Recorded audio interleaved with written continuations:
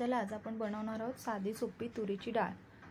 पहिला तुरीची डाळ घ्यायची, ती स्वच्छ धुवून घ्यायची आणि मग ती कुकरमध्ये घालायची। त्यानंतर त्याच्यामध्ये थोडीशी हळद घालायची, चवीनुसार मीठ घालायचं आणि थोडंसं तूप घालायचं।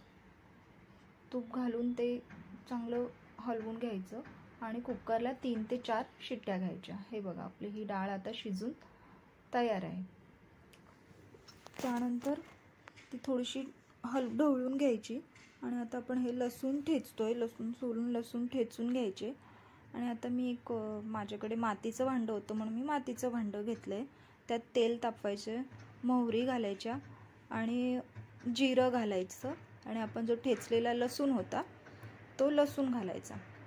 लसूणला चांगलं ब्राऊन होऊ द्यायचं। त्यानंतर त्याच्यामध्ये कढीपत्ता आणि माझ्याकडे सुक्या लाल मिरच्या होत्या, मी त्या घातल्या। तुम्ही कोणत्याही हिरव्या पण घालू शकता। कढीपत्ता आणि सुक्या लाल मिरच्या घातल्या, थोडंसं हिंग घातलंय आणि आता हे परत चांगलं हलवून घ्यायचं, चांगलं परतवायचं, म्हणजे त्याला चांगला डाळीला चांगला फ्लेवर येतो। मग हे चांगलं परतून घेतल्यानंतर ह्याच्यात आपण टोमॅटो घालणार आहे। टोमॅटो पण चांगला परतवून घ्यायचा, थोडंसं परतवायचं आणि त्यावर झाकण ठेवायचं, म्हणजे मग थोडासा टोमॅटो मऊ होईल म्हणून झाकण लावायचं त्याच्यावर। आता बघू आपण, हा आपला टोमॅटो थोडा मऊ झाला आहे का।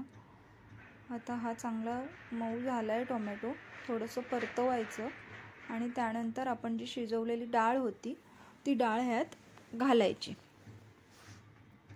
डाळ घातल्यानंतर हे थोडंसं बघा किती छान आपलं वरण दिसतंय आणि हे चांगलं हलवून घ्यायचं आणि ह्याला चांगली आता उकळ येऊ द्यायची। आणि ह्याच्यात मी थोडीशी कसुरी मेथी घातली, आपण कोथिंबीर पण घालू शकतो।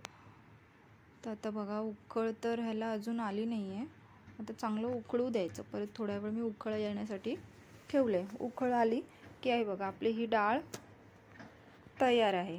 तर ही आपण भातासोबत खाऊ शकतो। ह्याच्याबरोबर मी 2 सांडगी मिरच्या तळून घेतलेल्या आहेत। वरण आणि भात